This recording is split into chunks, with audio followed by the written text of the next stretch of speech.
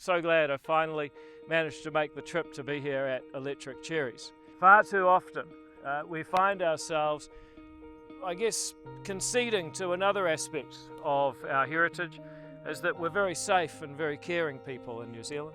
But too often that means red tape and rules that end up taking on a momentum of their own. Too often people who are regulated, they're so busy just trying to get the permit that they need right now, they're afraid to say to the regulator, look, I think you're being a bit unfair. The Ministry for Regulation has taken on to be the remover of rules and red tape in order that people that aren't harming anyone else can just get on with it, can agitate, can innovate, can do exactly the things that Mike Casey stands for, and thank you again for having us here.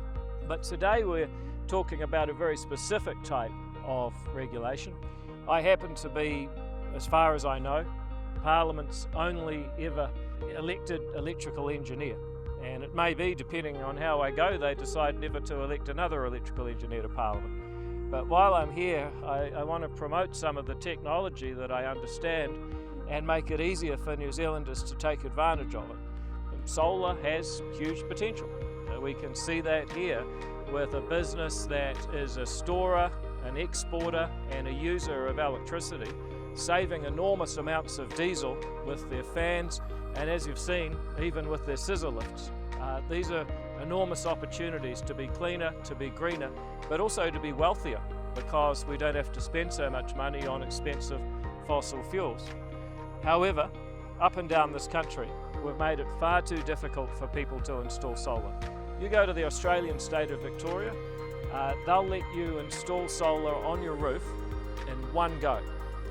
They have truly got government off their roofs. Similar arguments can be made for small-scale solar farms like the one that we're going to see here today, where people have solar arrays on the ground generating electricity.